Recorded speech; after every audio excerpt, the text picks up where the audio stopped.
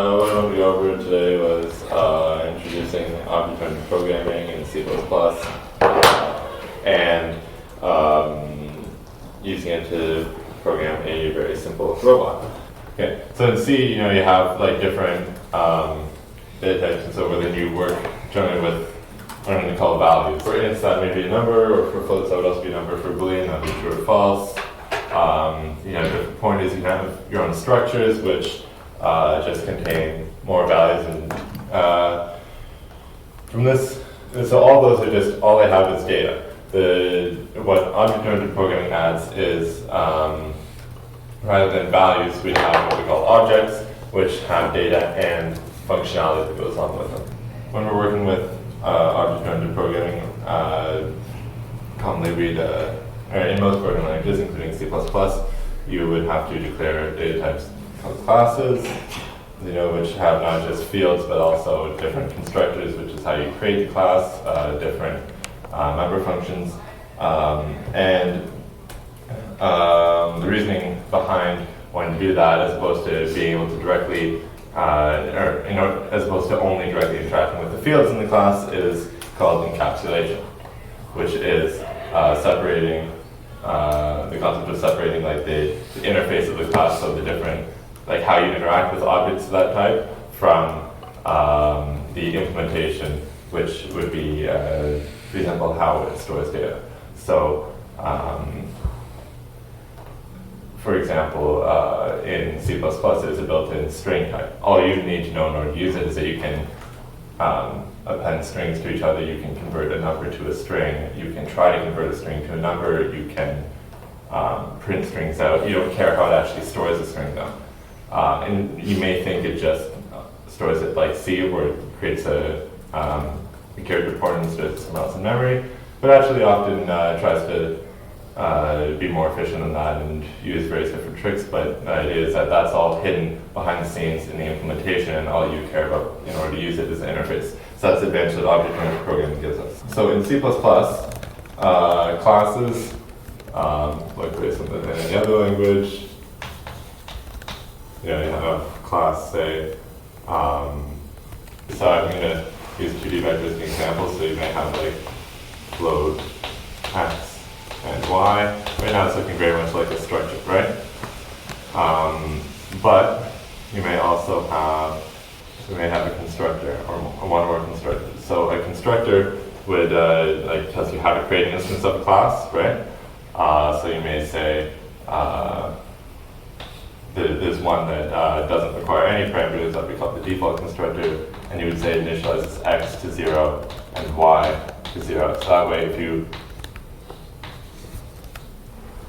just close the class, if later you say like vector2d v, and you don't do any additional initialization, by default it'll initialize v.x to 0 and v.y to 0.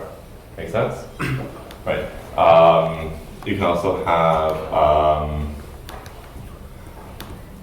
methods, which are functions that operate on the class. So you would have, say, add. Actually, I'm going to do, say, mul for multiply by some float. And here we'd say x times equals a, and y times equals a. So if we did then, if we had our vector 2D called v, and we did v dot mul 7.3 for whatever reason, and that would multiply v dot x by 7.3 and multiply v dot y by 7.3. Make sense? Cool. So that's the general syntax for working with classes in C++. And yet for using them, like it's just v dot, as if you're accessing a field, except you're using it like a function. Similarly, if you had a pointer to an object of type vector2d, you would use like the pointer arrow operator. Okay, only other thing C++ specific here that I wanted to mention is, so in C, when we need dynamic memory, we use malloc and free, right? So if we need, say, 10 bytes of memory, we do malloc 10, and that returns a pointer. If we are done with it, we call free and pass the pointer.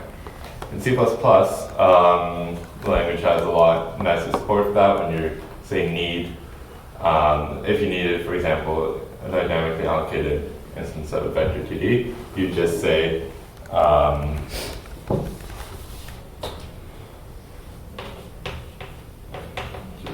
star v, because it's a pointer, because we're allocating dynamic memory, equals new, and that would allocate enough memory to hold one copy of a vector 2D and initialize it by calling the corresponding constructor. And you can make it more constructors with additional parameters if you wanted, and you could pass those parameters in there. There's another variation of it, which is do new with square brackets, and you could put a number of elements there, and in that case, say if you put 10 here, and that can of course be a variable because this is dynamically allocated at runtime. That would allocate enough memory for 20, or say for 10 copies of vector 2D, and store it and initialize each one with the default constructor. Make sense? And then when you're done with it, you can say delete v. Just it's like that. It's not a function. It's a built-in keyword. Or for the array version, if you're getting array, technically you're supposed to do delete with 2 square brackets v. Make sense? Cool. So the sample use case for object-oriented programming that's actually relevant to us is let's talk about programming a simple robot. So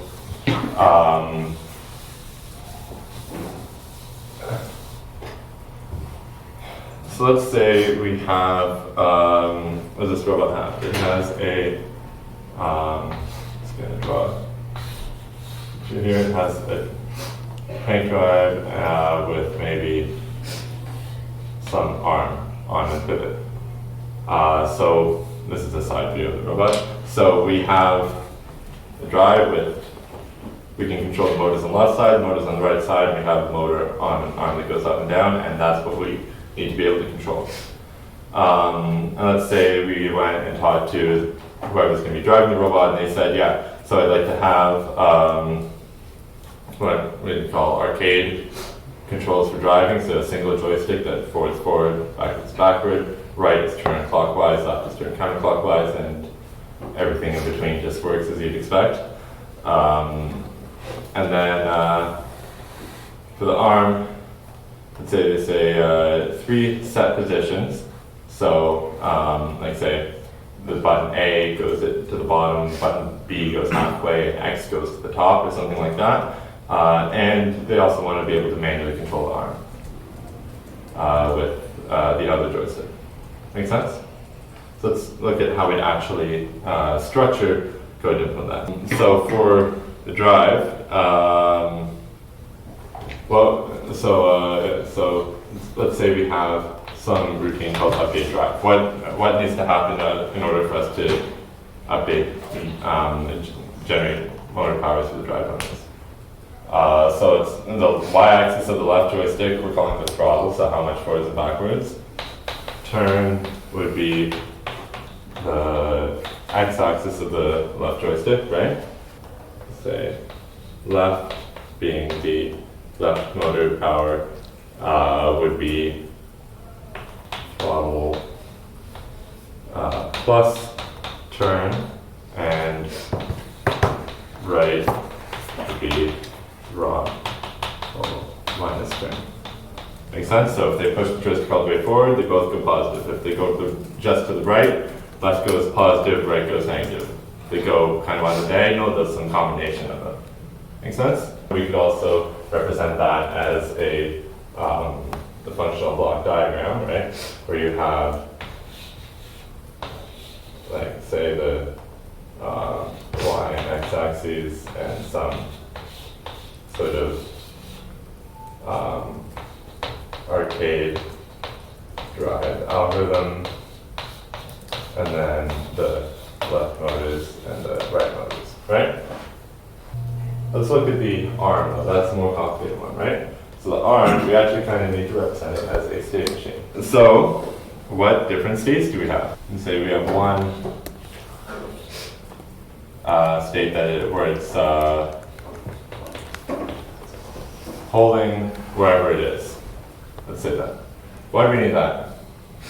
Remember, the original specification was there's 3 set positions with a button to go to each, and then they have manual control. Why do we need one that's just hold wherever we are right now? For manual control? And so it's not always going places? More specifically, when you let go from manual control, what does it do, right? It needs to just hold wherever it is. Also, what does it do when it turns on at the very beginning? It's an idle. We didn't order it. Right, or we can, right, I guess that's kind of, we didn't really specify. We could either say by default the mode is not turned on, or we could say by default it's just holding wherever it is right now. I'm just go with the second one just to make it simpler. You go. Then there's, say, an A state, a B state, and a C state, right? Which are the state, or it's not C, X, because the buttons are A, B, X, and Y. So when you hit each of those buttons, it would go into that state. And there's also and so those states would be, we're telling the motor move to that position and hold there. And if you deviate from that position, go back there. So that's a fundamentally different concept than this one, right? Great. And then there's a 5th state, which is manual, which is the joystick is not at the center, and forget whatever we were doing before, just move at a certain speed based on what the joystick is, right? So we could actually end up going there from anywhere, and once it gets there, it'll come back to the whole state. How do we actually implement that kind of state machine in code? We'd have some variable to store the current state, and we'd probably create an enumeration type to store our different states. And we'd say like state equals hold at the beginning, and then work our way down. And so each cycle would say, okay, do a switch based on what state we're in.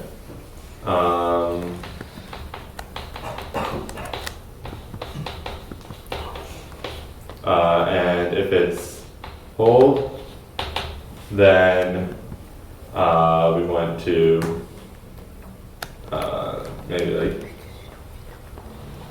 I don't know, motor dot hold, and then go through and, I'm not going to write it up, but check each of the 3 buttons and change the state variable accordingly if either button is pressed, or if the joystick's not at 0, go into manual state, so forth. Then we'd have, for an A, we tell the motor to move to whatever position is hard-coded for that state, and same for B or X. And that could either be, because the V5 motors have like built-in support for going to certain positions, we could be using that, or we could be using our own system. That's kind of besides the point here. Then lastly, for the manual state, talk the joystick value to be the target motor velocity, or maybe the motor voltage, depending on how we want to do it. And that's about it. And we also would then have to code into each of these states if the or if the joystick is not 0, go into manual state. We'd also kind of restructure that a bit, and just before the switch statement say, is the joystick non-zero, then state equals manual, right? It's a different way of doing it. And in manual, we'd say if the joystick is 0, state equals hold, right?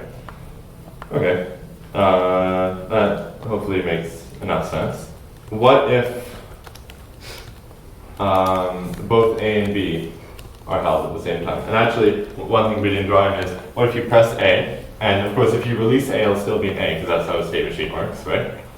But then what if you press B? So there's another possible state transition there, there, there, there, there, and there. Because if you're in A, you could hit B, you could hit X. If you're in X, you could hit A, you could hit B, and so forth, right? So it gets fairly complicated to draw out at a certain point. That's why we don't usually end up drawing out all the possible different transitions.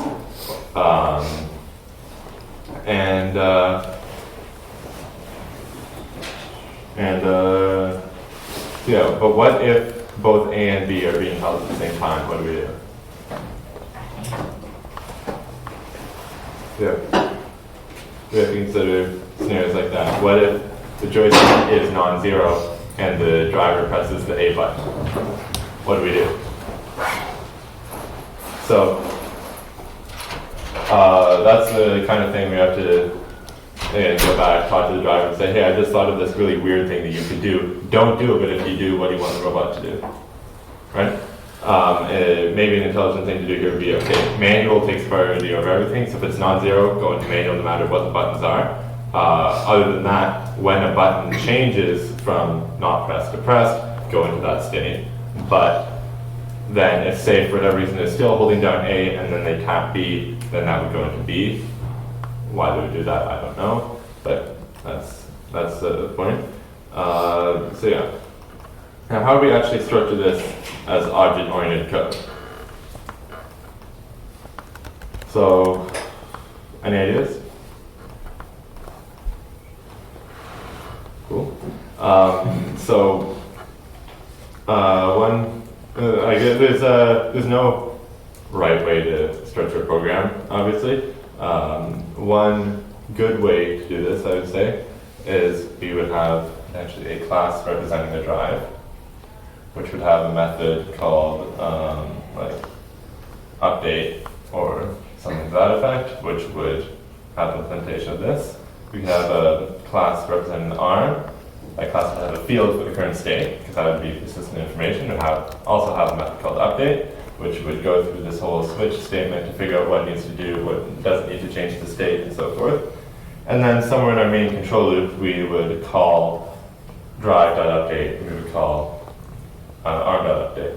And we would have a global variable of type drive that represents the drive, and a global variable type arm that represents the arm.